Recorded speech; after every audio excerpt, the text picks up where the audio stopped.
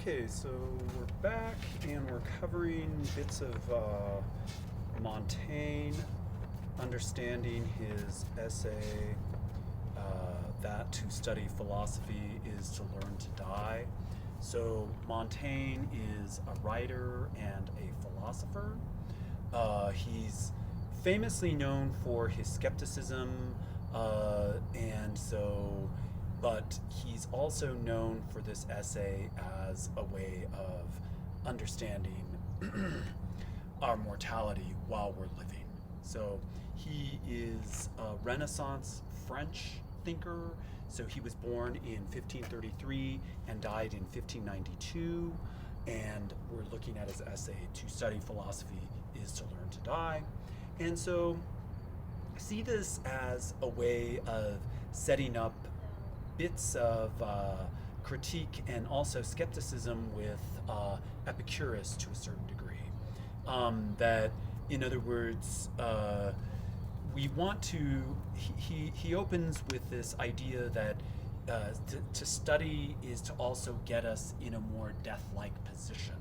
That, in other words, what we're really doing is we're getting closer to death in life in order to have a better attitude toward our mortality.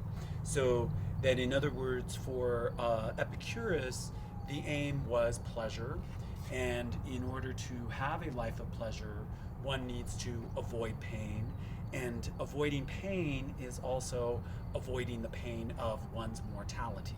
And so to avoid the pain of one's mortality, it becomes then a virtue to avoid contemplating death, is what Montaigne is pointing out. So he's skeptical of this Epicurean position on pleasure, whereby to have a life of pleasure is to avoid thinking about pain, or to avoid pain, and namely to avoid the pain that considering our own death and the death of others brings us.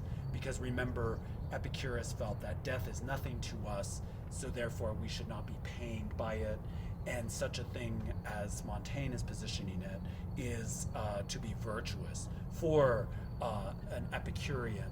And Montaigne is skeptical of this and showing us a way to consider our relationship with our own mortality as a means of understanding our own lives. So in other words, owning our own attitude about our mortality is going to get us to a sense of owning our lives. Okay, so having a better life is also having a better relationship with death, is really the main point of what he's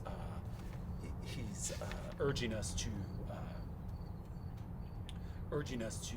investigate, right? And so, did I mention too that Montaigne is the inventor of the essay, oddly enough?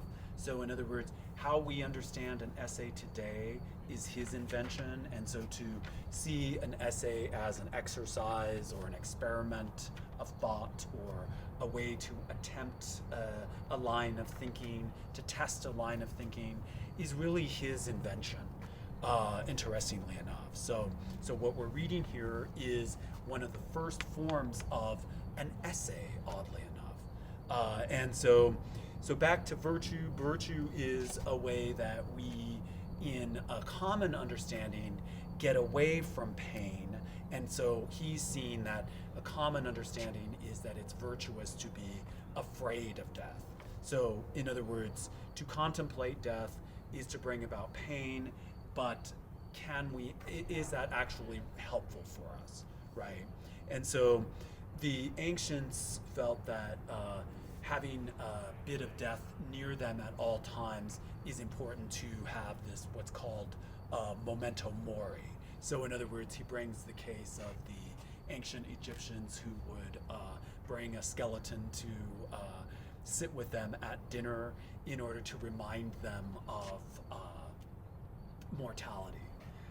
And so the reminder of mortality is something that is important to how it is that we're understanding life, right? So death scares us, so always thinking about death in a way scares us to embrace it, and usually only when it's nearby. And so he's saying, no, you shouldn't be doing this only when it's nearby, but rather whenever you can, as a way of lessening its burden on you, so that you become more familiar with it and you are more ready when you die. So in other words, we in our culture have a way of avoiding death, and to avoid death seems better to us and brings about more pleasure. And he's saying, well, he's calling that into question. He's skeptical of that approach, right? He's doubtful that that's a better way of living, and suggesting that a better way of living is to think of death as much as possible, oddly enough. So, in other words, we could die for any reason. So it's said that his brother died having been hit in the head by a tennis ball, or what the equivalent of what they played at that time to tennis. That apparently the brother was hit in the head with the tennis ball, and that's the way he died, oddly enough. So to make early provisions for death, lest it surprise one, is much better than necessarily when it's near. So, in other words, we should announce death as much as possible. Let us disarm death of his novelty and strangeness. And so, in other words, the question is it an enemy that can truly be avoided, right? So, in other words, familiarizing ourselves is going to get us better to understanding what is uncertain. And so what is uncertain is a way to urge us to look for death at as often as possible. So the way that we're understanding this is to almost exaggerate our sense of death, so that when it happens, it's not so much of a surprise. And so this really just shows us a means of preparing ourselves for death in a way that we're having a more authentic life.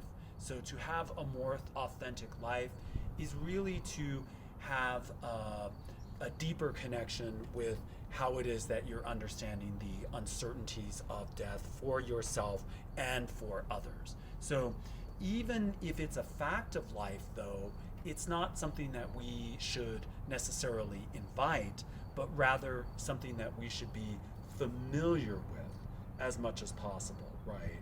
So that's probably the best takeaway from Montaigne. So happy is the death that deprives us of leisure for preparing such ceremonials.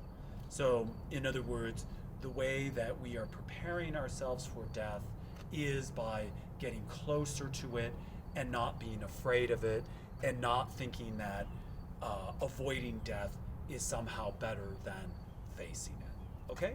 So I think that that's pretty straightforward, and we'll take it from there. Thank you, class. Bye-bye.